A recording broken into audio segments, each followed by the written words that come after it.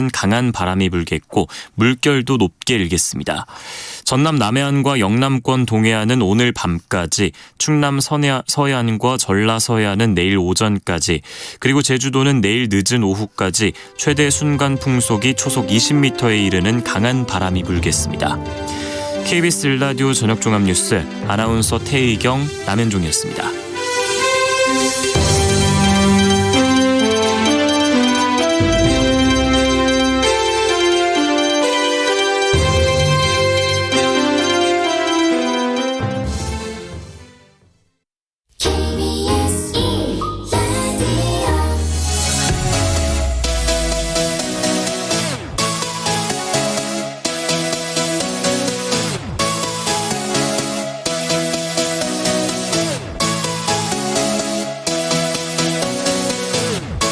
KBS 열린 토론.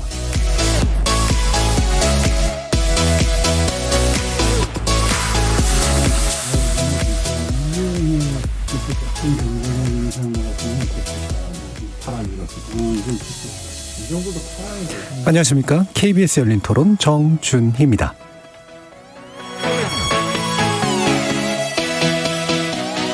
KBS 열린 토론, 오늘은 정치의 재구성으로 여러분을 만납니다.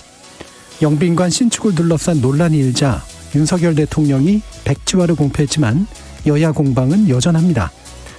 오늘 시작된 국회 대정부 질문에서도 관련 질의가 이어졌는데요. 민주당은 대통령실 이전 문제에 대한 포괄적 국정조사를 요구하면서 필요시 특검 대상 포괄 가능성까지 제기하고 있습니다. 다른 한편 이준석 전 대표에 대한 추가 징계를 논의할 국민의힘 윤리위원회가 지난 주말에 열려서 그 배경을 두고 논란이 이어지고 있습니다. 이런 가운데 국민의힘 신임 원내대표로 주호영 의원이 선출됐죠. 야당과의 관계 설정, 또 이준석 전 대표와의 갈등을 다루기 위해 주호영 원내대표가 향후 어떤 행보를 보일지 주목됩니다. 관련 내용 정치 재구성 패널들과 자세히 분석해 보겠습니다. KBS 열린 토론은 여러분의 주인공입니다. 문자로 참여하실 분은 샵 9730으로 의견 남겨주십시오. 단문은 50원, 장문은 100원의 정보 이용료가 붙습니다. KBS 모바일 콩 그리고 유튜브를 통해서도 무료로 참여하실 수 있고요. 시민 논객 여러분의 날카로운 의견, 뜨거운 참여 기다리겠습니다. KBS 열린 토론 지금부터 출발합니다. 살아있습니다. 토론이 살아있습니다. 살아있는 토론, KBS 열린 토론. 토론은 라디오가 진짜입니다. 진짜 토론, KBS 열린 토론.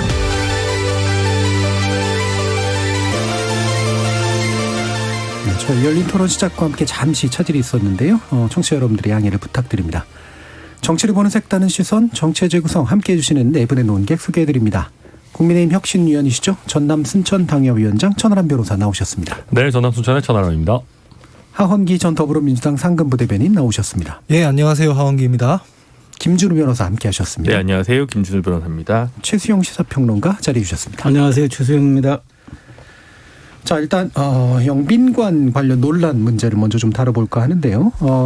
좀 약간은 뜬금없이 또 800억대, 900억대에 가까운 그 예산 또 문제가 되니까 아주 이제 좀 안 좋은 반응들이 좀 나왔었죠. 그러자 이제 윤 대통령이 비교적 신속하게 백지화를 발표했는데 아직도 여야 공방은 여기에 머물러 있는 것 같습니다.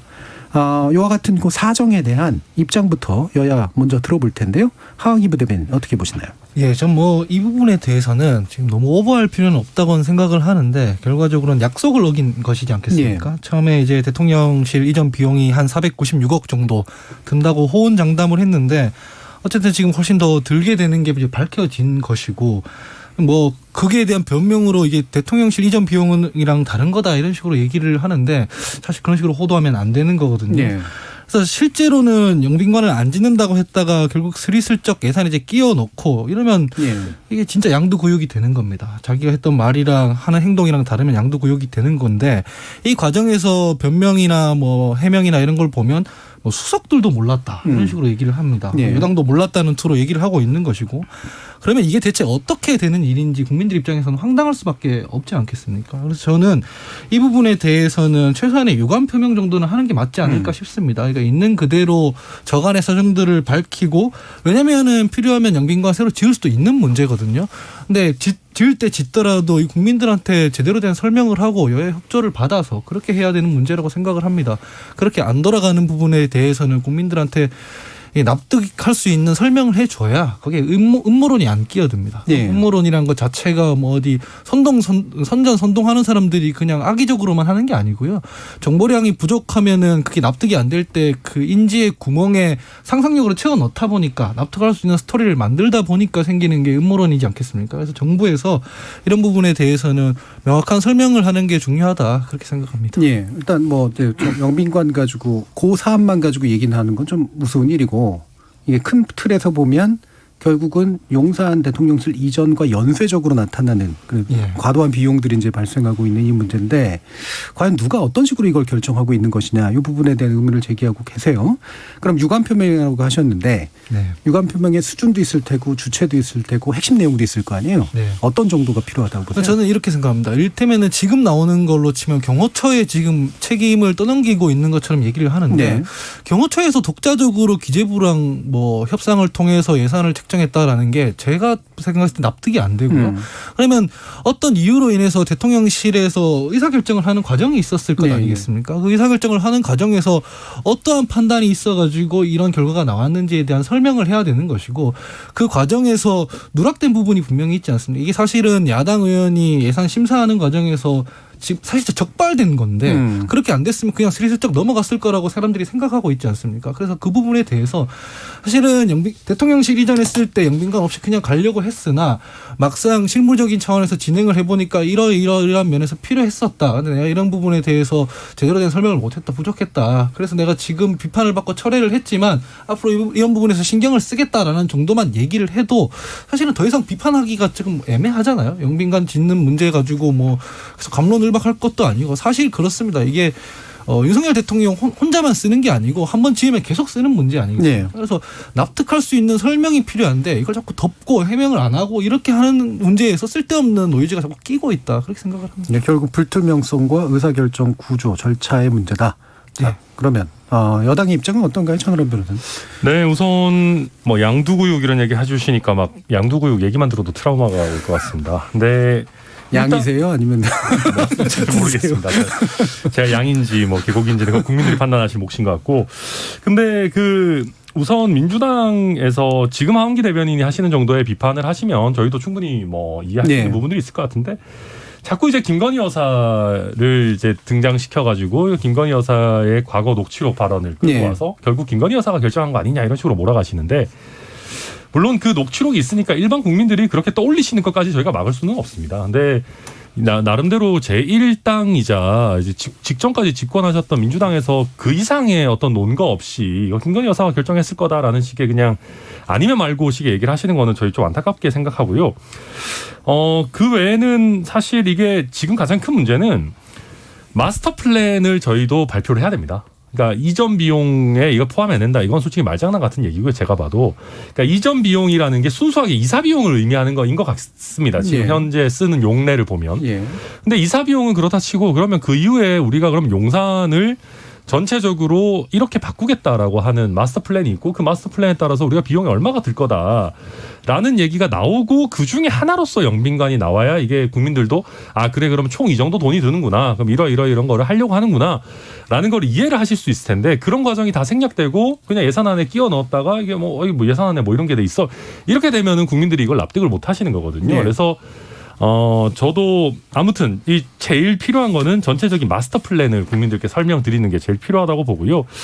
그다음에 이거 뭐 경호처에 떠넘긴다는데 뭐 떠넘기는 것까지는 아니고 이게 경호처 혼자서 결정했겠습니까? 저희 대통령실에서 한 설명도 보면 지난 그 7월 말 정도에 인도네시아의 조코위 대통령이 왔을 때 그 대통령실 2층에서 지금 해보니까 이게 좀 안 되겠더라. 그래서 경호처도 너무 불편해하고 그래서 경호처와 관련 참모들이 이걸 논의를 해가지고 반영시켰다라는 거니까 제 예상으로는 최소한 비서실장 정도까지는 뭐 당연히 뭐 이렇게 의사 관여가 있지 않았을까 네. 생각이 되고 글쎄요, 뭐 이걸 뭐 유감 표명까지 할 일인지는 모르겠으나 제가 봐도 조금 더 잘 설명하는 거는 꼭 필요한 것 같긴 합니다. 예. 네.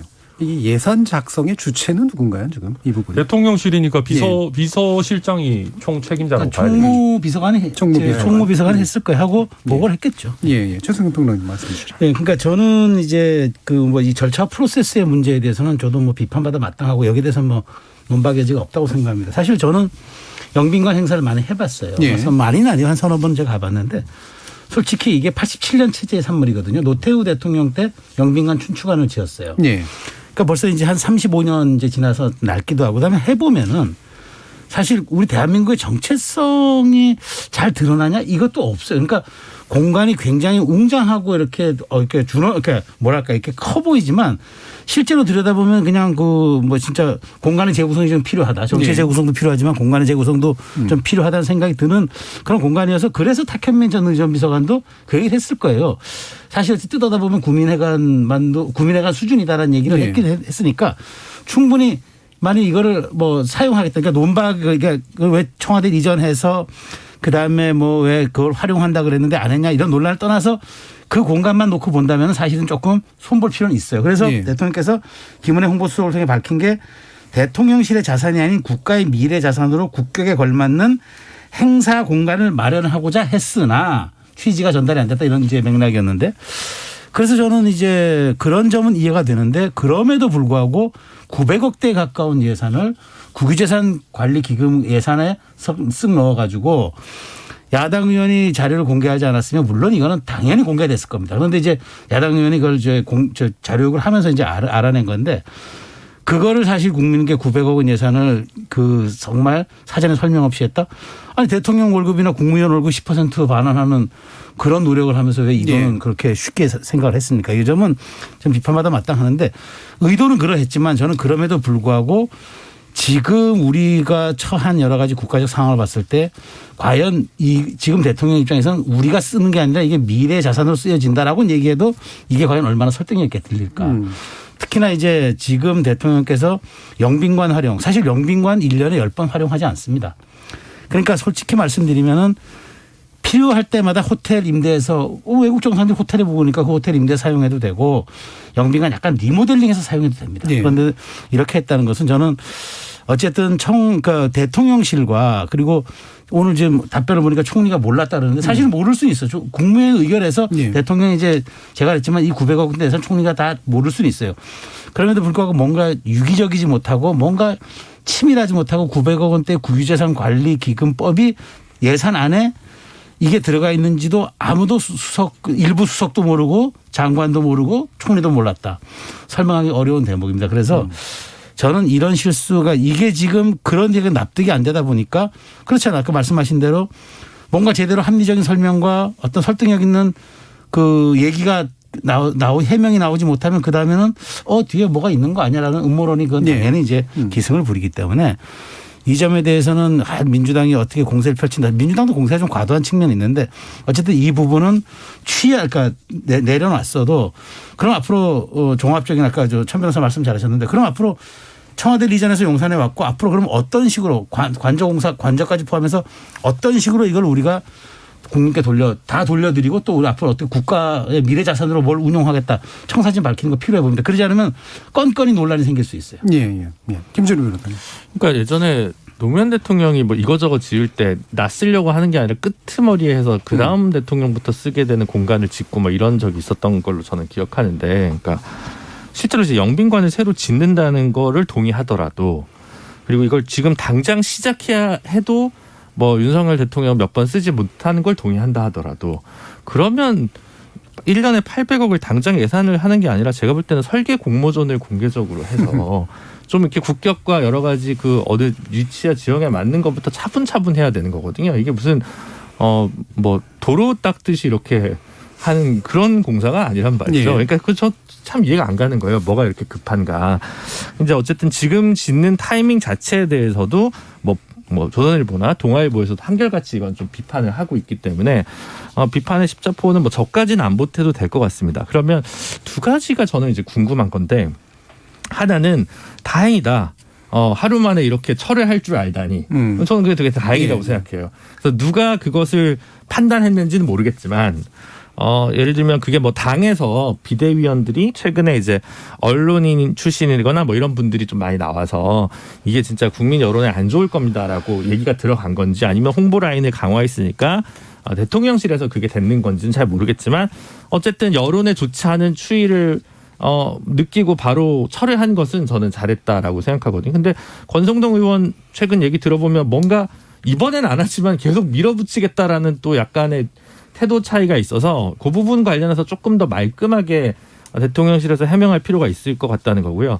근데 다행이긴 한데 이렇게 중요한 사안을 이렇게 덜썩 내놓은 거면 여전히 대통령실에는 글쎄 뭐 홍보 감각은 생겼는지 몰라도 레지티브는 없는 거 아니냐. 이게 왜 어떻게 계속 추진되느냐. 즉 이거는 왜 누구도 노라고 말을 못한 거냐라고 얘기를 했을 때 그리고 제가 이거를 잘못 결제했습니다라고 책임지는 사람이 왜 안 나오는 거냐. 예. 이런 부분 이 두 개가 어떻게 만나냐면 그러면 영부인의 의사결정이 굉장히 중요하게 작동한 거 아니냐. 이렇게밖에 합리적 의구심을 가질 수밖에 없는 거거든요.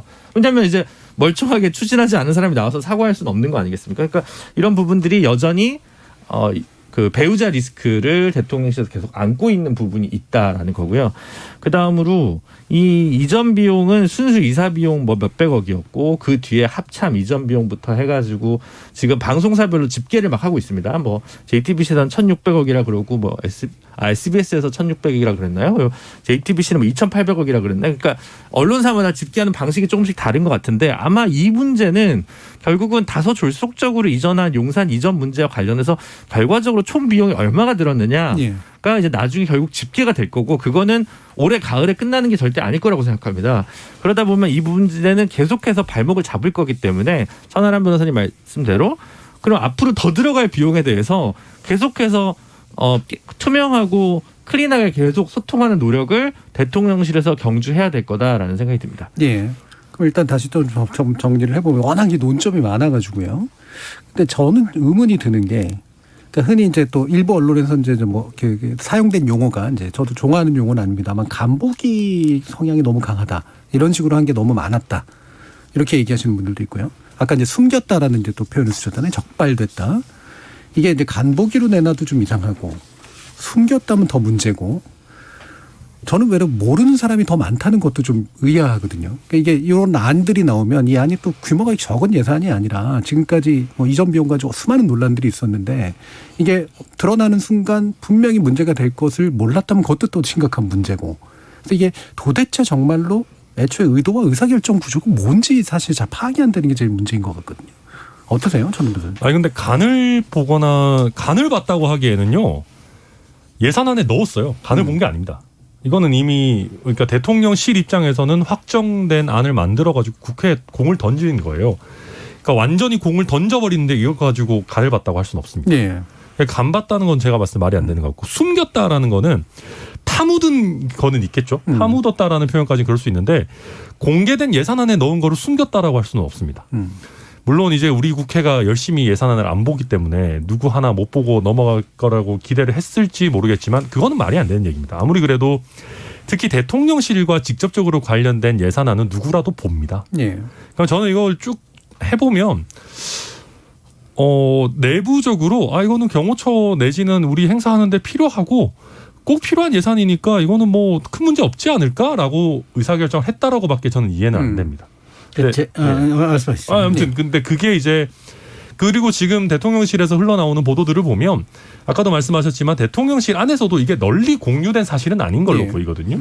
그러다 보니까 정말 실무 차원에서 이제 필요한 사람에게만 보고하고 일사천리로 일이 진행됐던 게 아닌가. 그러다 보니까 여기에 대한 정무적인 판단이 생략됐던 게 아닌가. 저는 그렇게 봅니다. 예. 제가 조금 아는 바로는 이게 이제 지자체 예산이거나 이랬으면은 예비 타당성 조사를 거칩니다. 네. 그 인프라나 이런 것도. 근데 중앙정부의 공공기관은 이게 예비 타당성이 검토가 없어요. 그러면 이제 예타가 없으면 바로 이제 그 안을 짜면 그게 본 예산으로 가는 거죠. 제가 생각에는 대통령실의 총무기획관실하고 그다음에 경호처의 일부 이제 인사들이 와서 이 예산안을 짜가지고 기재부에서 파견된 공무원이 와 있을 겁니다. 그래서 통해서 아마 이제 기재부랑 협의를 했을 거예요. 그래서 기재부가 짠 그 본 예산에 대통령실에 이제 국유재산 기금 관리 그 법안에 그 예산안에 넣어가지고 이제 그 국회에 제출했을 거예요. 그러니까 사실 이거는 국회에 제출했다는 것은 이미 드러난 거죠. 그렇게 그러니까 네. 국회가 사실은 제1야당이 논의 과정에서 나중에 다 드러납니다. 900억대 예산은 어떻게 안 드러나겠어요. 이거 잘라라. 이건 내놔. 이건 불효불급한 거야. 이건 내년에 일단 2월 하고 또 올해는 그거 못해요. 라고 했으면 큰 문제가 없이 갔을 텐데 이제 이게 마치 말하자면 이제 그 지금 앵커께서도 이게 진행자께서도 이해가 안 돼. 네. 혹시 숨긴 예산이 아니냐고 이렇게 의혹을 제기할 정도로 사실 이게 좀 일반적이지 못했다는 거죠.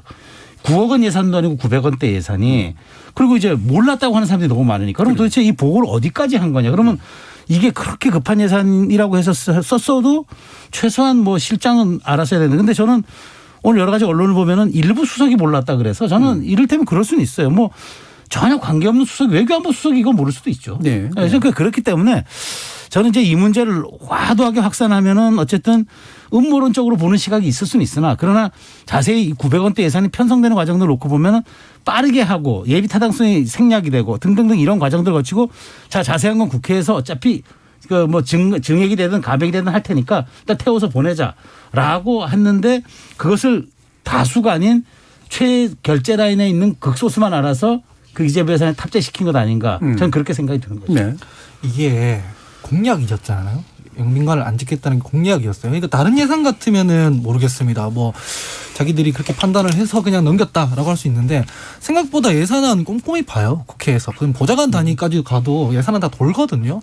근데 용산 같은 대통령실 같은 경우에는 이미 임기 초에 한번 홍역을 치렀잖아요. 공방을 하고 이게 분명히 문제가 될 사안이라는 걸 알았을 텐데 그리고 공약에 반하는 이게 예산인데 그러면은 대통령한테 보고 안 하고 이게 어떻게 가능한 건지 저는 사실 납득이 잘 안 돼요. 그렇기 때문에 그건 저만 그런 게 아니라 아마 다수 국민들이 그렇게 생각하고 있을 거거든요. 지금 앵커께서도 그렇게 말씀을 해주셨다시피 그렇기 때문에 이게 공약을 위반하는 과정에서 이 예산이 어떻게 책정되는지 어떤 사람들의 보고를 거쳐서 어떤 의사결정으로 이렇게 됐는지를 말해 주지 않으면 은근슬쩍 넣었다고밖에 추론을 못한다는 거죠. 그래서 이 부분에 대해서는 음모론이 더 자라기 전에 대통령실에서 좀 그 과정을 면밀하게 얘기를 해줘야 여기서 컷하고 넘어갈 수 있다라고밖에 보이지 않습니다. 근데 이걸 안 짓는 게 이제 공약이라고까지는 그렇고요. 뭐 이게 안 짓겠습니다라고 선거 공약은 아니고요. 예, 뭐 하나의 뭐 약속, 뭐 아니면 뭐 공언 같은 건 되겠죠. 예. 근데 이거 제가 아는 기억으로는 이제 그 뭐 시청, 구청, 군청 뭐 요런 건물들은 예타 면제입니다. 그러니까 맞아요. 요게 고래석 예타 면제일 거고요. 지자체라도 이제 그 본청을 그러니까 인프라는 이제 하는데 그렇죠. 그렇게 되는 거고 뭐 이제 어쨌든 야당 입장에선 이번 주는 이걸로 뭐랄까 좀 할 소재가 생겼죠.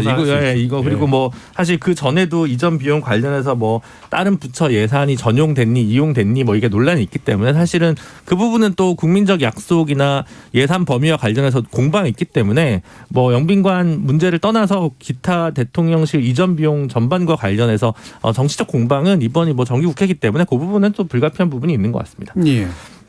자, 그러면 뭐 이 부분에 대해서 뭐 앞으로도 이제 납득 가능한지 한번 좀 지켜봐야 될 것 같고요. 결국에는 해명 과정 내지 그 실체를 파악하는 그런 과정이 중요할 테고 이걸 가지고 이제 또 아마도 방금 말씀처럼 이제 국회 일부가 주목하게 될 수밖에 없는 그런 상태인데 현재 민주당은 국정조사 내지 특검까지 이제 언급을 합니다. 물론 특검 요걸 위한 특검 단독 특검 물론 아니긴 합니다만 어느 정도 수준에서 필요하다고 보시는지 일단 하원기 부대님 말씀 주시죠. 저는 정치적 공방에 인플레를 자꾸 일으키면 안 된다고 생각을 해요. 특검이나 국정조사나 이게 여론 혹은 국민이 납득할 수 있는 선에서 요구를 해야 이 힘을 받는 거지 사사건건 다 국정조사로 하자 특검으로 하자고 하면은 이 과연 지지받을 수 있을지에 대한 의문이 있습니다. 이것도 뭐 국정조사나 이런 과정을 거치는 게 아니라 정상적인 국회의 기능인 예산 심사를 통해서 지금 밝혀냈고 철회를 시켰지 않습니까?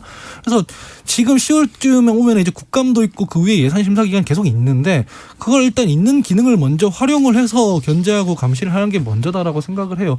그 전에 왜 우리가 한동훈 인사청문회 때 보면은 청문회에서 제일 못하니까 그 이후에 무슨 얘기를 해도 이게 힘을 못 받지 않습니까? 마찬가지인데 이게 지금 나오니까 뭔가가 지금 있을 때마다 이게 김건희 여사가 시킨 거 아니냐라는 식으로 정치적 공방을 벌이다 보면 나중에 역풍 맞을 수도 있습니다. 그러니까 뭐 지금 대통령실에서 명확한 정보 공개를 안 해주고 뭐 김건희 여사가 과거에 뭐 해당 녹취록이 있다라는 것 때문에 음모론이 돋아난다. 이건 대중들 레벨에서 할 얘기지 공당에서 할 얘기가 아닙니다. 공당에서는 적절한 절차를 통해서 자료 제출 요구를 받고 그 자료를 검토해서 또 문제가 있으면은 그 문제 제기를 하고 그걸 계속 쌓은 상태에서 이미 명분을 쌓은 상태에서 이것만으로는 안 되겠다 국정조사를 하죠. 이래야 이제 지지를 받는 것이지. 그냥 사사건건 오바를 해서 이걸로 정치적 이득을 취하려 든다. 전 이거 별로 적절한 방식이라고 보진 않습니다. 예. 그러면 자료 제출을 요구하는 것 수준에서 충분히 해명이 가능할 거라고 보세요? 어차피 예산 심사는 계속 할 수 있는 것이고요. 그 과정에서 이 예산이 어떤 절차를 통해서 결정됐는지는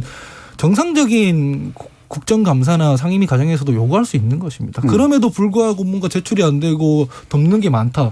그러면은 그때 가서 이제 국정조사든 뭐든 요구를 해야 국민들 입장에서도 그렇게 해야겠네라고 받아들이는 것이지 그런 과정 다 생략하고 이게 다 김건희 여사가 시킨 거다라고 하면 그걸 과연 얼마나 많은 국민들이 납득할지 전 잘 모르겠습니다. 그러니까 예산 편성권은 정부 고유 권한입니다. 네.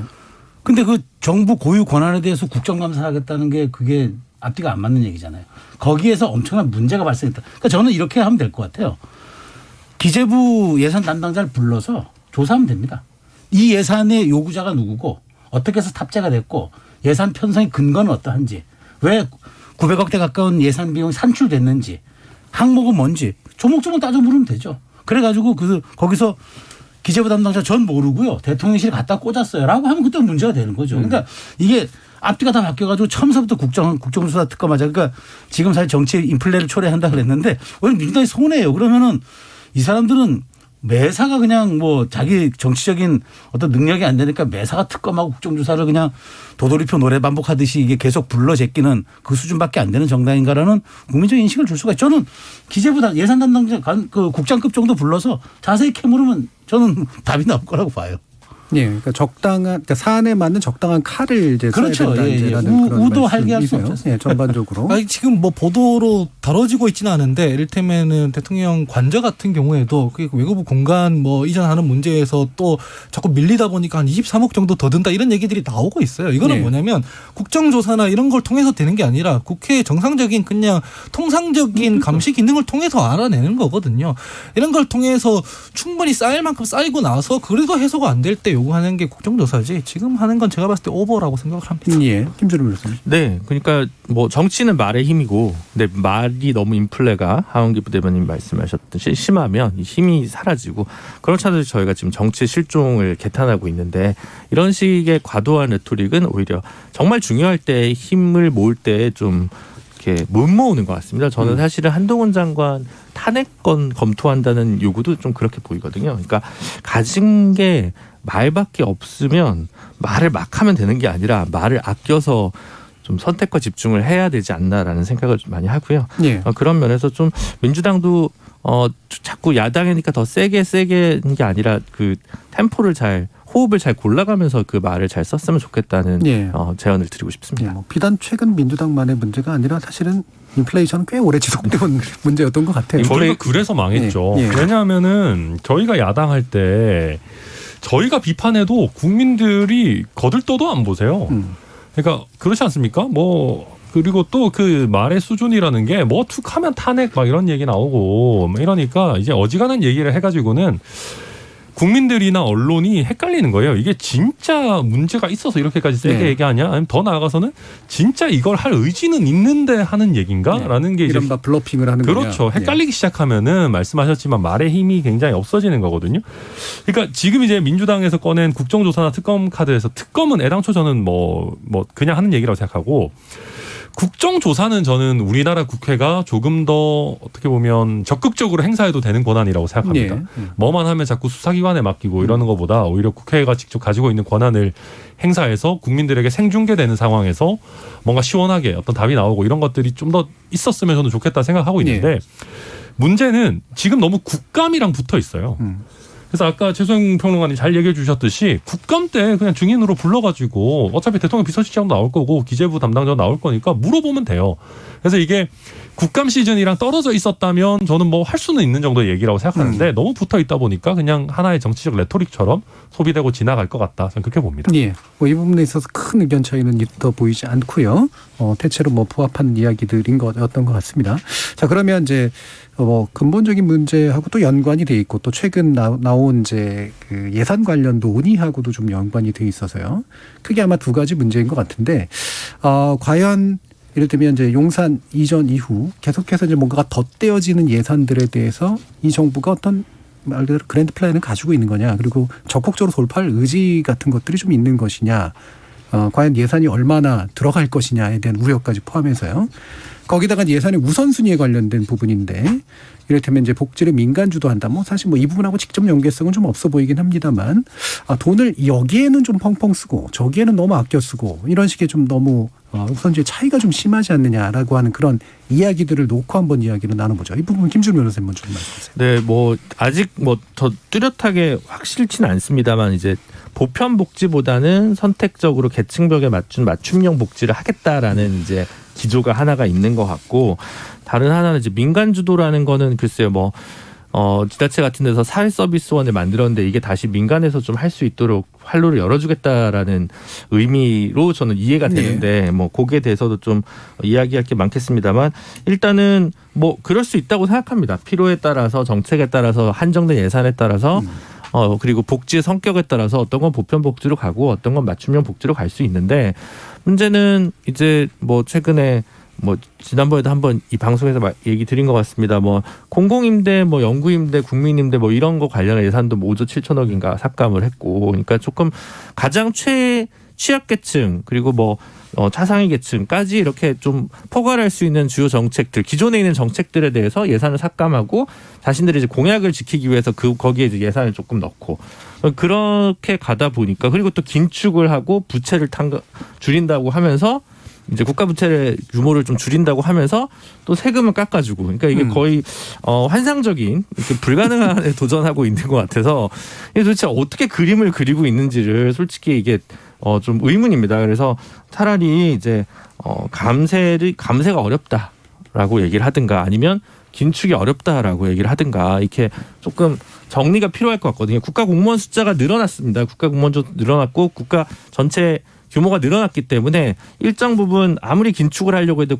경직성 고정 비용이 많이 있어서 아마 정책이나 뭐 기재부의 곳간을 책임지는 부서에서도 대통령실에서 계속 이 공약 해야 된다라고 하고 여당 됐으니까 우리 지금 지역구에 예산 달라고 하고 지금 수없이 많은 이제 요구들이 있을 텐데 그 와중에 또 대통령실에서는 부자 감세, 뭐 종부세 여야 1, 2당이 합쳐가지고 일부 감세 뭐 이런 것들이 계속 통과되지 않습니까? 그래서 사실 예산 담당자는 굉장히 좀 난감할 것 같다는 생각이 들고요. 거기다가 이제 부동산 거래량까지 줄게 되면서 거기에 따른 세수 감소도 그렇죠. 또 되고 있는 상황인데 그래서 오히려 지금은 세수 감소나 경직성 예산이 늘어나서 차라리 정책이나 공약을 일부 좀 못 지키는 부분이 부득이 있다. 하지만 그거를 감수하고라도 예를 들어 국가 부채를 줄이겠다거나 이제 큰 메시지를 하나 좀 던지는 게 맞다고 생각하거든요. 근데 맞춤형 복지를 한다고 하면서 일부 맞춤형 복지는 또 사라지게 만드니까 이게 메시지와 내용이 전혀 불일치하다 보니까 계속 신뢰를 국민들한테 못 주고 있는 게 아닌가 싶습니다. 네, 기존 기조하고도 안 맞고 새 기조가 필요하다면 새 기조에 맞는 우선순위가 필요할 텐데 그것도 잘 안 보이는 이런 문제가 있긴 있어요. 네. 근데 저는 일단 정부 입장에서는 생각보다 쓸 수 있는 카드가 없습니다. 네. 왜냐하면 지금 국가 부채가 사실 박근혜 정부 이후에 어마어마하게 많이 한 400조 가량 늘었죠 사실. 그러니까 1000조를 돌파한 그런 상황이다 보니까 사실 경제 위기가 왔을 때 제일 좋은 거는 재정을 푸는 겁니다. 근데 지금 재정을 풀 수 있는 상황이 아니고 또 코로나 국면에서도 또 돈을 많이 썼기 때문에 긴축은 해야 되는데 동시에 경기가 너무 빠르게 하강하는 것을 막기 위해서는 투자 유인책도 써야 되는 그런 상황인 겁니다. 그러다 보니까 이제 투자 여력이 있는 대기업들에 대해서 감세, 그리고 이게 뭐 지금 있는 기업들에 대한 감세뿐만 아니라 대한민국이라는 곳이 글로벌하게 봤을 때 조금 더 좋은 투자처로 보이게 할 만한 그런 이제 매력 있는 유인책도 써야 되는 것이죠. 이걸 그냥 우리가 무작정 통틀어서 부자 감세라고 하기 시작하면은 결국 우리나라가 매력 없는 투자처가 돼가지고 기업 일자리들이 다 빠져나가고 나면 그 피해는 결국 국민들이 보는 것이거든요. 그래서 여튼 이걸 되게 곰곰하게 잘 따져봐야 되는 부분들입니다. 그래서 저희 당도 맨날 보수 정당이라고 하지만 까놓고 얘기하면 저희도 포퓰리즘 정당이에요. 저희도 각 지역구에 예산 갖다가 쓰는 거 좋아하고 노령연금 같은 것도 사실 저희가 먼저 했습니다. 그러니까 저희도 뭐 무턱대고 무조건 긴축한다 이런 정당은 아니거든요. 이게 오히려 보수 지지층들한테서 너네 줏대 없잖아라고 하는 비판도 많이 받습니다. 그러니까 결국 양당이 어느 정도 예산을 운영하는 거는 대동소이하게 갈 수밖에 없지만 그럼에도 불구하고 저희 당은 그래도 조금 더 이제 계단식으로 필요한 것에 조금 더 많이 쓰는 복지를 하겠다라는 거고. 원래 그 질문에 좀 멀어졌지만 복지 민간주도 이거는 저는 디테일을 봐야 될 것 같아요. 이게 좀 약간 무의미한 그냥 얘기일 수가 있는 게 실제로 지금 우리나라의 복지 서비스를 제공하는 거에 9할 이상을 민간이 담당하고 있습니다. 뭐 어린이집도 말할 것도 없고 요양병원 노인 보호시설 이런 것들 다 장애인 시설 그런 장애인 시설 그다음에 그 치매 노인 낮 동안 돌봄 시설 이런 거 전부 민간에서 굉장히 많이 하고 있거든요. 그럼 이거를 어떻게 더 효율화하고 정부가 해야 될 건 정부가 하고 민간이 할 것은 예를 들면 서비스를 조금 더 고도화하고 다양화할 건지 이거에 대한 구체적인 얘기가 나와야지.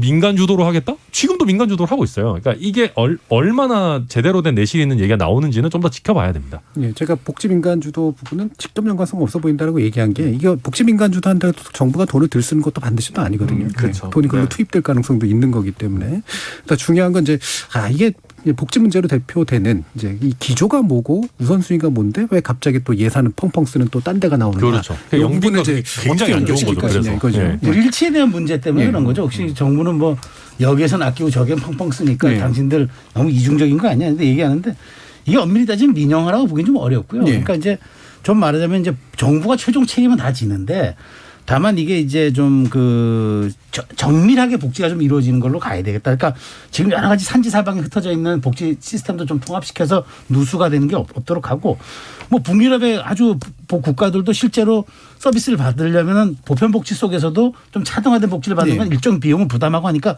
그런 것들을 우리가 잘 감안해서 가겠다는데 여기서 우리는 조금 민영화 트라우마가 있는 것 같아요. 그러니까 예전에 민영화를 주면 어떤 기업에 굉장한 특혜를 주는 걸로 생각하는데 사실은 자들 지금 거의 되는 게 민영화인데 최종 책임은 정부가 지지만 시스템을 정비하겠다는 건데 이게 조금 한 발 앞서 나가면 민영화로 들려질 수도 있고 또 하나는 지금 타이밍이 아주 안 좋았죠. 사실 이제 1,000억 원대 예산이 드는 대통령실 영빈관 얘기하는데 복지는 좀 우리가 좀 말하자면 손 보겠습니다라고 얘기하니까 이게 앞뒤가 안 맞는구나라고 느껴질 수 있는데 이런 것들이 사실은 정무적 판단 능력이고 사실 대통령실과 부처가 발표하면서 조율해야 되는 거고 이런 건데 더군다나 지금 또 복지부 장관이 없는 상황에서 청와대 대통령 수석이 발표하다 보니까 이거 그냥 대통령실이 그냥 알아서 복지부 패스하고 막 가는 거 아니야? 이런 또 논란도 생긴 건데 아까 제가 말씀드렸지만 좀 치밀한 시스템과 이런 사전에 좀 이렇게 걸러내는 이런 것들이 지금 아직까지 5개월 좀 지나고 있습니다만은 언제 좀 함양이 될지 모르겠는데 이게 빨리 좀 돼야 됩니다. 그러지 않으면 작은 사안이 자꾸 이게 침소봉대가 돼가지고 좀 약간 눈덩이처럼 이렇게 부담이 오는 경우가 있어서 이것 또한 이거 좋은 이야기인데 아까 지금 말씀하신 대로 내용을 더 들여다봐야 되는데 민영화 프레임이 결국 정부가 복지 빠져나가겠다는 거 아니야? 이렇게 됐을 때 방어하기 어려우니까 사전에 설명하는 걸 굉장히 타이밍 그다음에 내용 이런 것들을 좀 잘 조율했으면 좋겠습니다. 그러니까 어느 정부든 사실 정책 전반을 제대로 설명하기가 참 어려워서 늘 겪는 문제이긴 한데 이게 체계가 없어서 생기는 문제인지 말 그대로 특정 부분만 과장돼서 생기는 문제인지가 좀 헷갈리는 부분도 있는 것 같아요. 사실 발표를 그렇게 한 걸 가지고 이제 논의를 하는 거니까 과장돼서 했다기보다는 저는 아까 천하람 변호사가 얘기했는데 마스터 플랜이 뭔지 모르겠다라는 게 제일 문제인 것 같아요. 이를테면은 영빈관 문제도 마찬가지입니다. 예산은 책정돼 있는데 그걸 그래서 어디에 어떻게 찍겠다는지는 아무도 모릅니다. 보통 예산이라는 거는 계획안이 먼저 나오고 그 계획안이 발표가 되고 이 계획에 따르면 이 정도 예산이 들어간다 이런 식으로 논의가 진행돼야 되는 거 아니겠습니까? 근데 그게 없고 예산만 틱 던져져 있단 말이죠. 마스터 플랜이 없으니까 이게 왜 필요한 건지 아무도 납득을 못하는 건데 복지 민간주도 이것도 마찬가지입니다. 지금 사실 보건복지부 장관은 공석이고 이게 사실 뭘 하겠다는 건지 알 수가 없어요. 그러니까 레토릭만 있는 거잖아요. 그래서 뭐 얼마 전에 왜 이런 거 기억나실 겁니다. 대통령이 방과 후 돌봄센터 가보니까 그 낙후 시설이 너무 가슴이 아파가지고 차라리 이거 공교육에 편입시키는 게 낫겠다. 이렇게 생각이 들었다고 발표했지 않습니까? 그 정도로 지금 사실은 이게 낙후 시설에 있을 바에는 차라리 공공이 하는 게 좋겠다라는 인지를 본인도 받았다는 얘기였거든요. 그게 뭐 팩트 여부와 무관하게 그런 상황이었는데 막상 발표할 때는 이게 지금 그래서 공공이 하겠다는 건지 뭐 민간이 하겠다는 건지 헷갈리는 방향으로 가고 있는 데다가 문제가 생기면 땜빵 하듯이만 지금 처리가 되고 있다는 얘기죠. 그래서 이런 부분에 대해서는 총체적인 기조가 먼저 나오고 이 기조사에서 어떻게 지금 진행될 거라는 뭐 5개년 계획이 나온다든가 이렇게 좀 짜임새 있게 정책을 발표하는 게 중요할 것 같다라는 것이고 이거 하기 전에 일단 장관부터 좀 먼저 인선을 한 다음에 대통령실과 부처 간의 교감을 통해서 계획이 발표돼야 이런 갑론을박이 좀 덜 나오는 게 아닌가라는 생각이 듭니다. 지금 차관을 후보로자로 지명한 거잖아요. 보건복지부는. 근데 교육부 총리가 지금 지명이 안 된 상황이죠. 그래서 뭐 청문회 지금 준비되고 있죠. 교육부 총리를? 보건복지부. 교육부 총리는 아직도 지명 안 하시고. 네. 인사할 게 많더라고요. 지금 뭐 영국 대사도 지금 없다고 하는데. 네. 뭐 다른 얘기입니다만. 아까 저는 사실은 이게 뭐 민주당이냐 국민의힘이냐랑 상관없이 좀 한국에 처한 딜레마가 있는 것 같습니다. 예를 들어 뭐 투자 유치를 얘기를 천하람 변호사님 하셨는데 SK랑 현대자동차랑 삼성이 다 미국에 투자하고 있는데 국내 1, 2, 3위도 다 미국에 투자하는데 누가 한국에 투자하겠습니까? 그만큼 우리가 지금 규제도 많고 세금도 비싸고 하니까 그런 미국이 거죠. 매력적이서만은 문제는 아닌 것 같아요. 미국의 시장의 문제도 미국의 장벽이 네. 이제 무역 정책이나 뭐 이런 것들 때문에 이제 생겨나는 문제인데 이제 거기서 그럼 우리 자본이 글로 어떻게 보면 유출되고 있는 건데 그 상황에서 우리에게는 그럼 무슨 방안이 있는 건가? 한미동맹을 외칠 게 아니라 지금 미국이 어떻게 보면 자본과 사람을 다 빨아들이고 브레인스케이프가 더 가속화되고 있는 상황에서 국가의 발전 전략이 뭐냐라고 하는 것에 의문. 그게 한쪽에서는 사람에 투자하고 사회 인프라나 보건복지에 더 투자해가지고 이게 그걸로 또 다른 방안을 만들자라는 하나의 안이 있었던 건데 그 안을 약간 선호하지 않으시는 것 같아요. 국민의힘에서는. 그럼 국민의힘의 안이 뭐냐. 제가 지금 기억나는 산업정책은 반도체 학과를 많이 만들겠다 외에는 사실 별로 기억나지가 않거든요. 그래서 그런 전반적인 상을 좀 비전, 그림을 좀 제시해 주지 못한다면 약간 한계에 좀 부딪히지 않겠냐. 큰 힘을 못 받지 않겠냐라는 게 참 우려스러운 점입니다. 네, 뭐 오늘의 주제랑 상관없지만 짧게만 반박하자면은 사실 저희야말로 굉장히 질 높고 다양한 인재를 키우자라는 기본적인 생각이 있는 당이죠. 저희 뭐 수월성 교육도 사실은 하자라는 입장인 거고. 그리고 그러니까 물론 미국 시장에 뺏기는 거 참 안타까운 일입니다만은 그 미국의 특수성도 있는 거고요. 저는 오히려 어떤 부분을 집중해야 되냐면은 사실 홍콩이 최근에 정치적으로 불안정성을 겪으면서 홍콩에 투자했던 수많은 기업들이 대체지를 모색을 했었습니다. 근데 서울이나 인천, 송도는 거기에 후보에 거의 끼지도 못했어요. 그러니까 그거의 대부분의 수요를 싱가포르와 뭐 도쿄, 상하이 정도가 나눠서 가져갔고 사실 뭐 인천, 송도나 뭐 저희 서울 같은 경우에는 굉장히 훌륭한 인재도 많고 함에도 다양한 규제와 높은 세율 이런 것들이 늘 발목을 잡는 것이거든요. 그런 것들을 감안할 때는 저희가 뭐 미국에 뺏기는데 이제 노력해서 뭐 하냐라고 할 게 아니라 뭐 어떤 경쟁 국가들 중에서도 나름대로 비교 우위를 가지기 위한 노력을 계속 해야 된다는 거죠. 알겠습니다. 네, 뭐 약간 옆으로 흘러서요. 중요한 내용이긴 합니다만. 반박하지 않고 빨리 다음으로 넘어가는 게 좋을 것 같아요. 더 들어가면은 아마 이걸로 계속 2부 할 것 같아요. 그래서 아쉽지만 여기서 일단 정리하고 이어지는 또 2부 논의 준비하도록 하겠습니다. 여러분은 KBS 열린 토론과 함께하고 계십니다. 토론이 세상을 바꿀 수는 없습니다. 하지만 토론 없이 바꿀 수 있는 세상은 어디에도 없습니다.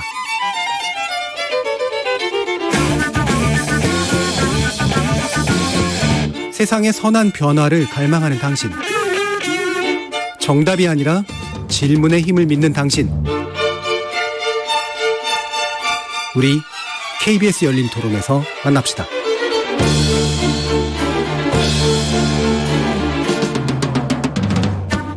KBS 열린 토론 총체 재구성 함께하고 계시는데요. 최수영 시사평론가, 김준호 변호사, 하원기 전 더불어민주당 상근부대변인, 천하람 국민의힘 혁신위원 이렇게 네 분 함께하고 있습니다.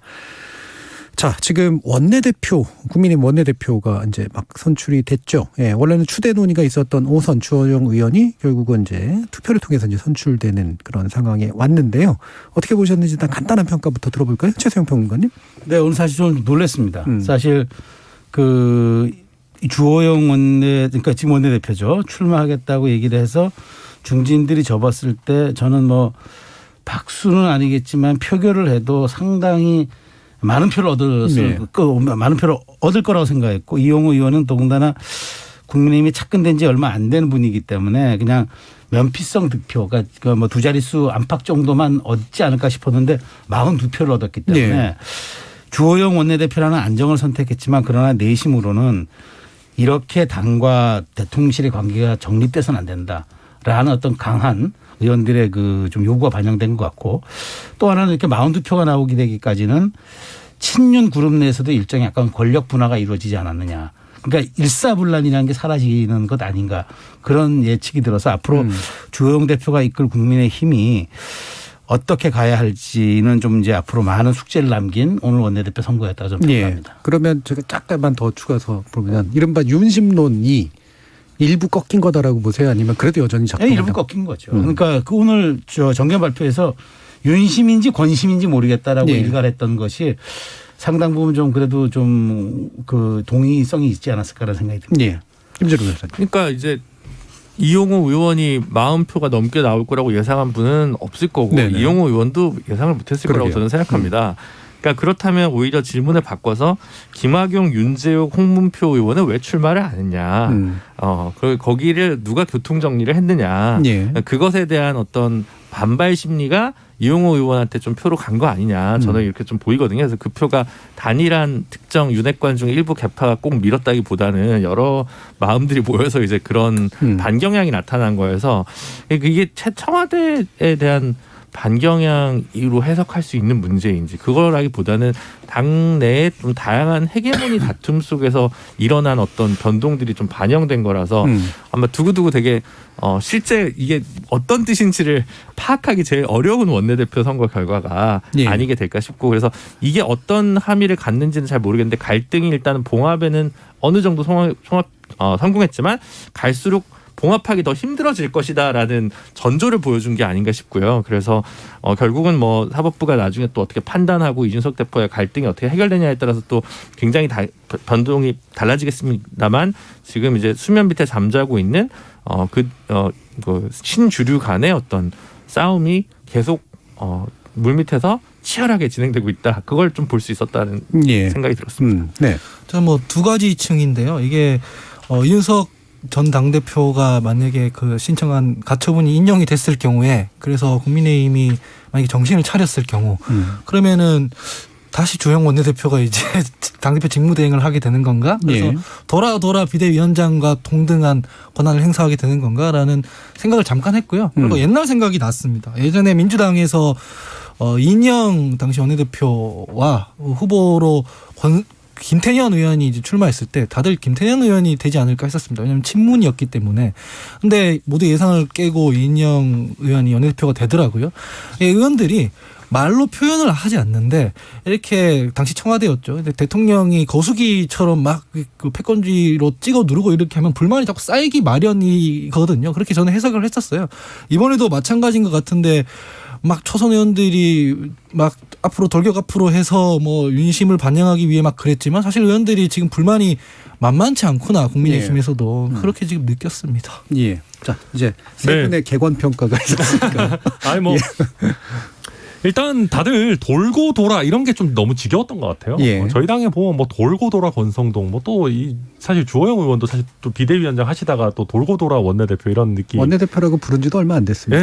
예, 사실 그러시지 않습니까? 그래서 당에서 농담 삼아 이거 뭐 자꾸 막 박수로 통과시키고 뭐 추대하고 이러니까 뭐 우리가 공산당이냐 이런 얘기를 할 정도였고요. 그런 거에 대한 기본적인 좀 피로감이 있었고 그 외에는 최소영 평론가님 말씀하신 게 전 대체로 다 맞다고 보고 한 가지 재밌는 것은 그 이용호 의원도 친윤이시고요, 실제로. 예. 실제로 친윤이시고 또 핵심에 가까이 가고 싶어 하시고 핵심에 계시기도 해요. 그러니까 민들레 이런 거 할 때 이제 초창기 예. 멤버였고 인수위에도 가셨었고 사실 그 무소속으로 계시는 동안 대선 국면에 민주당도 구애의 손길을 세게 내밀었었고 저희도 사실 잡으려고 했었는데 그때 아마 제가 알기로는 그 당시 윤석열 후보께서 직접 만나셔가지고 열심히 설득해서 저희 쪽으로 오신 걸로 네. 알고 있거든요.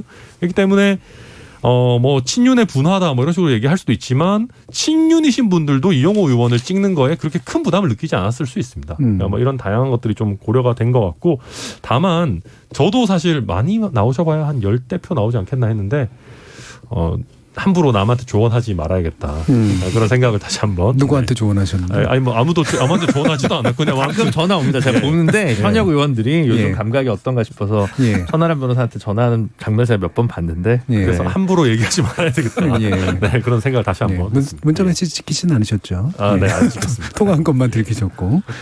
제가 한 예. 말씀만 넣으면 사실 이게 의원총회 그러니까 이게 원내대표 선거라는 게 그 의원들 사이에서 뭐라고 얘기하냐면은 우스갯소리로 자동차 세일즈맨들한테 자동차를 파는 선거라는 얘기를 합니다. 그러니까 정말 그 고도로 그렇죠. 선출직에 특화된 사람들에게 내가 선출직을 한번 해보겠다라고 얘기하는 거기 때문에 그분들이 한 표 한 배를 던질 때는 고도의 정치성을 갖고 던지는 거지. 그렇죠. 물론 이제 여러 가지 요인들이 있을 겁니다. 뭐 친소 관계에 따라서도 하고 뭐 지역에 따라서도 하고 여러 가지가 있을 수 있겠습니다만은 이번은 약간 아주 비상 상황에서 그리고 여러 가지 예측이 있었지만 거의 원사이드하게 갈 거라는 예측 속에서 벌어진 선거였기 때문에 이 42표의 성격을 저는 잘 들여다봐야 한다는 거죠. 이게 그냥 친소 관계에서 뭐 우리 저 내년에 호남에 표를 얻으니까 호남 후보 지지합시다.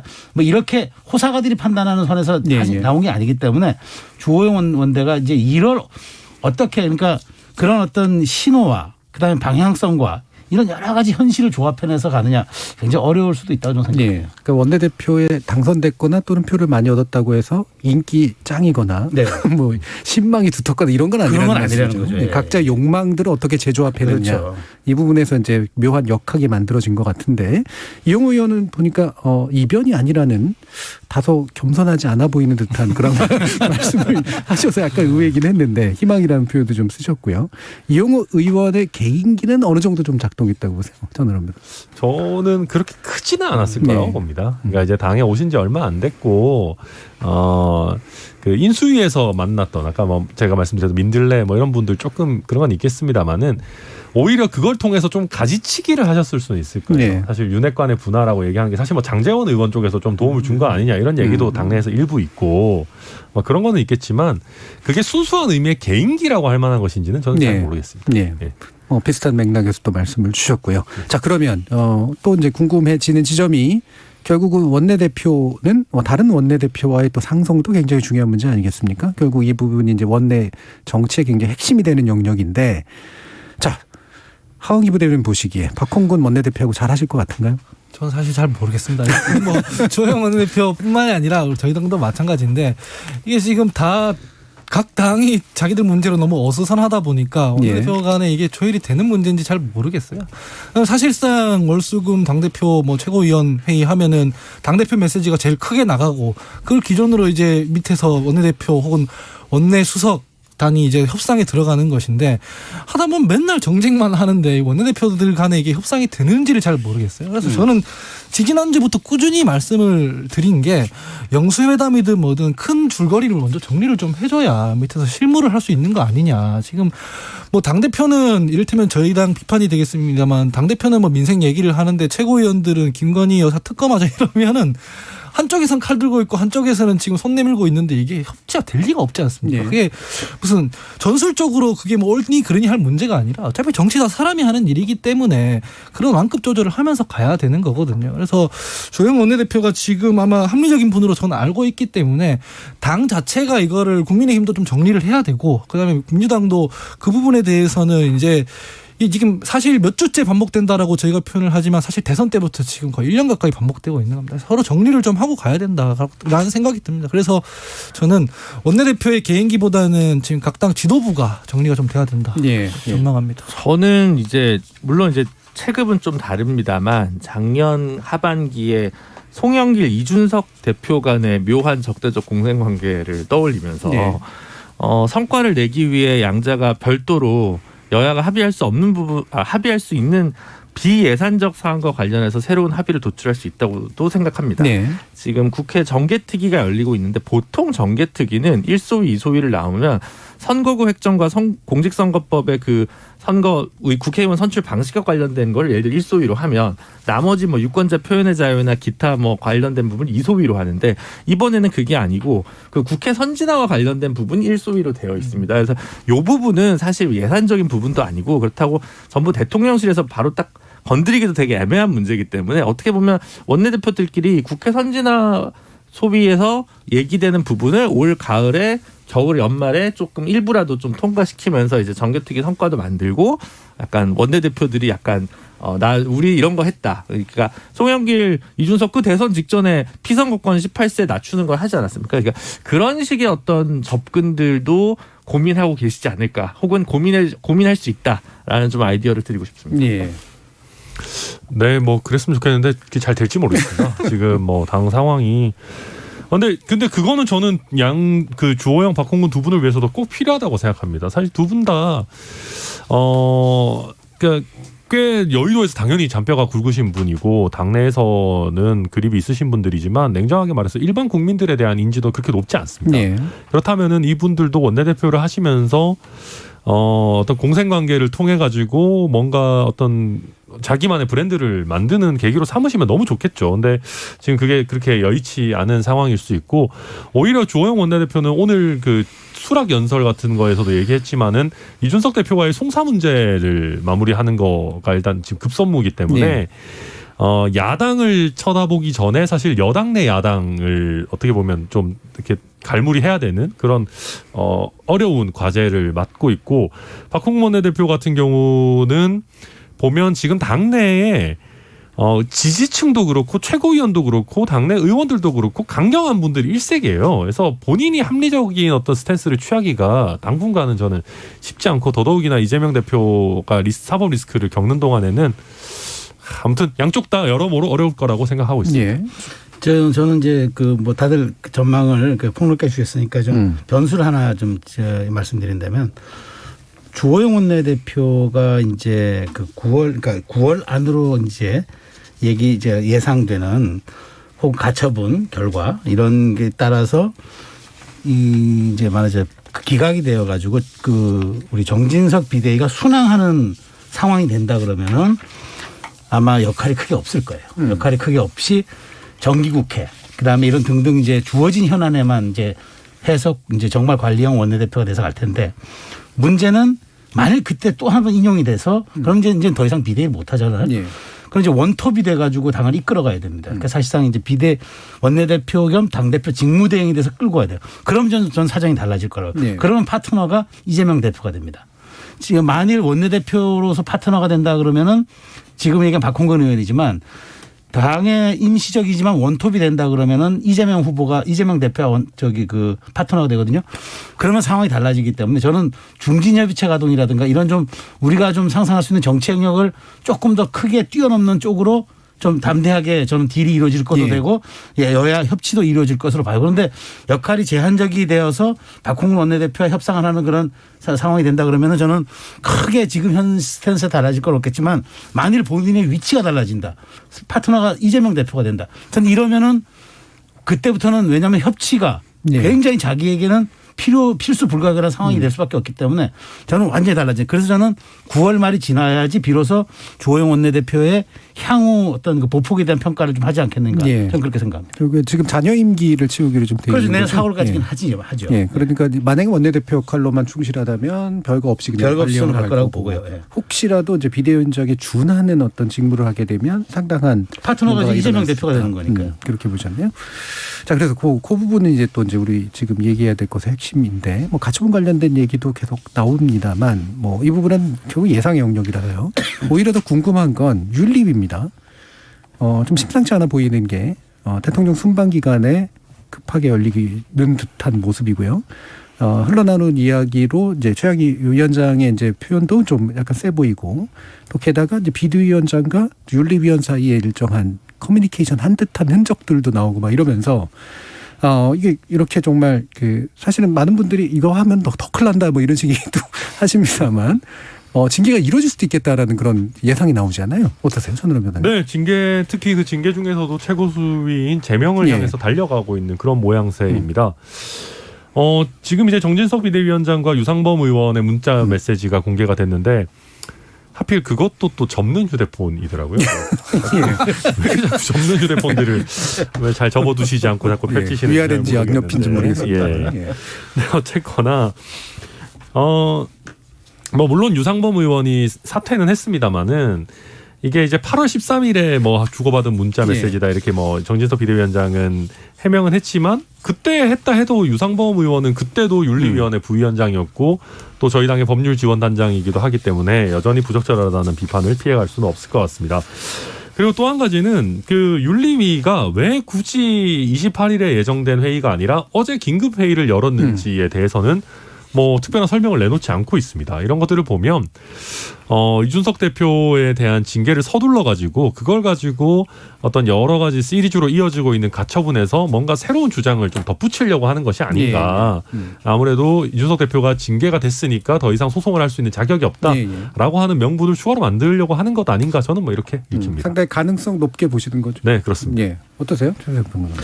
저도 사실 뭐 이렇게 중립적인 스탠스를 취하고 싶습니다만 제 개인적인 견해를 얘기한다면 이제는 이준석 대표가 당을 떠나는 길로 갈 가능성이 매우 높아졌다고 생각합니다. 그러니까 이게 그렇지 않고서는 28일을 18일로 땡길 이유가 없었고요. 그리고 이제 또 여기에 또 경찰 조사라는 또 이제 또 약간의 변수가 또 하나 첨가됩니다. 그렇다면 저는 윤리가 그 이준석 대표가 불행하게도 대통령이 떠나시는 다음에 뭔가 일이 벌어질 것 같다는 예측이 이제 맞아떨어졌는데 저는 이준석 대표의 이 촉이 아니고 어느 정도 다 그런 정보 접근성이 있었으리라 저는 그런 생각이 되고요.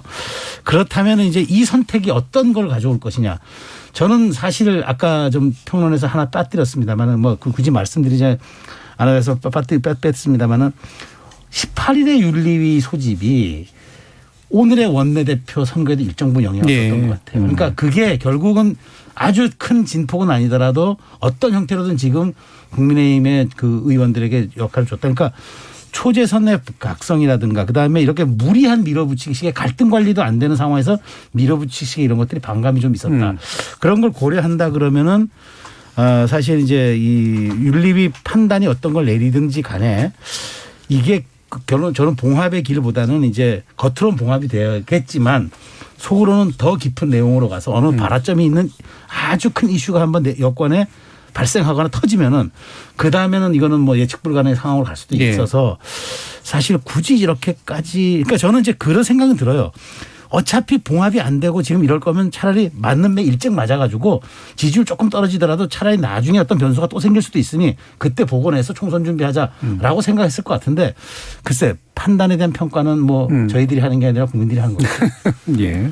그러니까 이게 뭐 이를테면 원내대표 선거에도 반영됐다라고 보시는 건 그런 거겠죠. 그러니까 이준석 전 대표는 찬반을 떠나서 네, 그렇죠. 뭔가 이렇게 자꾸 이렇게 밀어붙이고 하는 게 맞느냐. 우리하고 불만이 누적되고 있다라는. 예.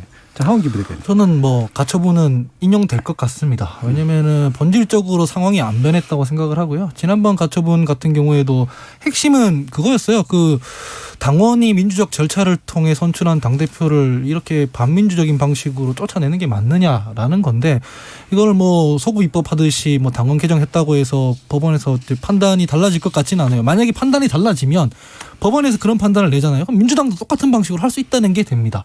이재명 뭐 대표 누군가가 마음에 안 들면은 그냥 중앙이 몇 명 모아가지고 날려버리고 뭐 징계하고 이게 가능해진다는 거지 않습니까? 그래서 이건 정당 내의 문제가 아니다. 이거는 국민의힘 일부 인사들은 정당의 운영을 왜 법원이 개입하냐라고 하는데 정당의 민주적 절차에 대한 얘기인 거기 때문에 국민의힘 얘기이기만 한 게 아니라 향후 다른 정당에게도 영향을 미칠 문제다라고 해서 가처분은 인용이 될 것 같습니다. 가처분 인용되고 나서 이제 인용되기 전이든 인용된 후든 윤리위에서는 징계 절차를 진행을 할 것 같은데 그렇게 해서 끝나는 게 아니라 윤석 대표가 그런 표현을 쓰더라고요. 나의 미사일은 요격용이다, 방어용이다라고 하는데 결과가 어떻게 나든 말든 다시 그 징계 관련해서 다시 가처분을 낼 수도 있는 것이고 소송을 낼 수도 있는 것이면 계속 진흙탕에 빠져들게 되는 것이거든요. 그래서 저는 현명하지 못한 방식으로 지금 당 지도부가 끌고 가고 있다고 생각을 하고 그렇게 해서 이준석 대표를 쫓아내는 데까지 성공을 했다 한들 그 정당이 살아남을 수 있을지는 잘 모르겠습니다. 다시 자유한국당으로 돌아간다는 건데 자유한국당은 선거에서 4번 졌던 정당 아니겠습니까? 그래서 저는 이 부분에 대해서 좀 정신들을 좀 차리시는 게 좋지 않나. 제가 지금 다른 당인데도 불구하고 걱정이 되는 게요. 사실 저희 당이 이렇게 아까도 인플레 얘기를 했지만 정상적으로 지금 하지 않고 이렇게 왔다 갔다 세게 했다가 이러는 게 다 국민의힘이 저러고 있기 때문에 이제 반사이익을 얻기 위해서 그러는 거거든요. 그래서 빨리 수습이 됐으면 좋겠다라는 생각입니다. 예, 그러니까 이준석 대표는 사드에 가깝다. 본인이 주장하기로는 이제 사드라고 주장을 하는데 예. 모르겠습니다. 예. 이게 좀 지난주에 제가 너는 이미 죽어 있다 이걸 인용해서 너는 이미 망해 있다 뭐 이렇게 인용을 했었는데 예. 이게 지금 국민의힘에서 이제 절차와 뭐 법률 이걸 다 초월해서 뭐 드래곤볼한테 소원 빌듯이 하고 있잖아요. 그냥 뭐 내가 원하는 거는 뭐 윤리에 얘기해서 할 거야 뭐 이런 식으로 지금 하고 있는데 이거 끝에 결말이 결코 좋아 보이지가 않습니다. 예, 김재룡 변호사님. 그러니까 이제 근데 뭐랄까 서울에서 부산까지 비행기 타고 갈지 중앙고속도로를 탈지 경부고속도로를 탈지 배를 타고 갈지는 모르겠지만 예. 가처분 결과에 따라 어느 경로로 가느냐가 달라지는 거지. 그냥 이준석 대표와 헤어지기로 결심한 부분이 달라지겠느냐라는 예. 생각이 좀 들거든요. 그래서 그 과정에서 뭐 얼마나 큰 대가를 치러야 되느냐, 얼마나 많은 행정 비용을 거쳐야 되냐라는 문제만 남는 게 아닌가라는 생각이 좀 많이 듭니다. 솔직히 말씀드려서. 다만 그 과정에서 지금 아무리 그렇다 하더라도 이거를 제명이라는 징계 유형을 내릴 경우에는 무조건 소송상 질 거기 때문에 지금 그 신군부, 양두구육 이런 표현만으로 제명을 하는 것은 아마 국민의힘의 주변에 있는 많은 율사분들도 이건 아니다라고 이제 하시지 않을까 싶어서 그것만으로 안 그랬으면 벌써 정말 아무도 충고를 안 했으면 어제 그냥 징계를 때렸겠죠. 근데 네. 어제는 징계 개시 절차에 그냥 돌입한 거니까 그런 부분들을 아마 오며 가며 생각하지 않을까 그런 생각이 들고요. 글쎄요, 뭐 이렇게 되면 이준석 대표가 뭐 어떻게 될지 모르겠는데 그냥 내년 여름에 원래 있었어야 될 이제 당대표 선거 때 이준석 대표가 출마하거나 혹은 이준석 대표가 지지하는 후보가 출마하는 방식들을 어쨌든 거기까지도 막겠다. 모든 위험을 제거하겠다라고 그렇게 한번 윤심을 중심으로 당을 정비하고 총선을 한번 끝까지 가보겠다는 결심이 완연히 선 게 아닌가 싶습니다. 예. 예. 아니 저는 그래서 저희 당의 법률 지원단이나 이런 주류에 계시는 분들이 당과 아예 상관없는 그냥 정말 멀리 떨어져 있는 법무법인한테다가 제발 자문 좀 받았으면 좋겠어요. 그러니까 법률 지원단이랑 가까운 분들은 예. 듣고 싶어하는 얘기를 합니다. 아니면은 본인이 좀 어느 정도 정치권에 나중에라도 들어올 생각이 있는 변호사들은 원하는 답을 줘요, 솔직히. 그러니까 정말 아무 상관없는 정치권과 가장 멀리 있는 데다가 제대로 된 돈을 주고 한번 맡겼으면 좋겠다는 생각을 하고요. 돈 안 들이고 민변에다 해보는 것도 괜찮을 것 같은데. 그럴 수도 있겠는데 그러면 또 저희가 그걸 안 믿을 수도 있으니까. 예. 근데 이제 결국은 말씀하신 것처럼 이게 그런 정도의 그 정치인이 하는 그 정도 수준의 정치적 발언을 가지고 징계를 한다라는 거는 사실 성립되기가 어려워요. 그러니까 이게 뭐 거창한 얘기를 안 하더라도 이게 정치인이 좀 그러니까 토론 가능한 수준에서 내가 듣기 싫은 얘기를 한다라고 하면 거기에 대한 적정한 대응 방식은 그거에 대한 비판을 하는 겁니다. 그러니까 제명이라는 얘기를 하려면은 이거는 찬반 토론이 불가능한 수준의 어떤 욕설이라든지 예. 막말이라든지 이런 게 나왔을 때 더 이상은 우리가 오늘 뭐 열린 토론이지만은 토론의 장에서 다룰 수 없는 수준의 토론에서 배척해야 되는 수준의 그 어떤 발언에 대해서만 징계를 할 수 있는 거지. 그게 아닌 한은 예. 더 센 비판을 해가지고 그거를 공론회장에서 밀어내야지 되는 거지. 징계를 할 수는 없는 건데. 그러니까 저희가 이런 좀 기본적인 거를 제가 방송에서 21세기에 얘기를 해야 된다는 게 좀 개탄스럽고요. 그러니까 결국 그런 것 같습니다. 저는 이게 어제 안 한 거는 아마도 소명 절차는 최소한 들어야 된다라는 생각 때문에 안 한 것 같은데 뭐 어찌됐든 제명을 향해서 나아가고 있고 그 제명을 해도 저는 결국은 소송을 당이 이기기가 어려울 것 같은데 왜 자꾸 당이 이렇게 우스워지는 꼴로 가는지. 왜냐하면 저희 당이 뭐 이런저런 뭐 나쁜 점도 많고 좋은 점도 있지만은 유능함 그리고 법치 뭐 이런 것들이 저희 당에 갖고 있는 자산인데 그걸 다 깎아먹는 쪽으로 가는 것 같아가지고 좀 안쓰럽습니다. 네. 뭐 김준우 변호사님의 또 반대는 아닐 것 같고 의견을 듣고 싶긴 합니다만 시간이 다 돼서요. 네. 최세영 평론가님 혹시 10초 정도 짧게 뭐 다른 얘기 하실 게 있어요? 저 지금 다들 우려하시는 거 그래서 플랜 B의 성격의 주호영 원내대표가 오늘 선출이 된 게 아닌가 싶습니다. 네, 알겠습니다. 자, KBS 열린 토론 월요일 코너 정체 재구성은 이것으로 모두 마무리하겠습니다. 오늘 함께해 주신 네 분, 천하람 국민의힘 혁신위원, 하원기 전 더불어민주당 상근부대변인, 김준우 변호사, 최수영 시사평론가 모두 수고하셨습니다. 감사합니다. 감사합니다. 어느 영역에서건 최상위에 있는 몇몇에게 자원과 주목이 집중되게 마련이죠. 특히 스타를 필요로 하는 미디어가 여기에 결합되면 이런 현상은 훨씬 더 심해집니다. 몇몇 정치인이 우리 정치 무대에서 주요 등장인물로 나오고 이들 사이의 갈등 구도가 반복되는 것처럼 보이는 건 역시 미디어화된 정치의 불가피한 결과물일 텐데요. 아무리 그래도 대본을 쓰는 건 미디어가 아니라 정치일 텐데 작가와 배우가 너무 게으르다 하는 느낌이 드는 건 왜일까요? 지금까지 KBS 열린 토론 정준이었습니다.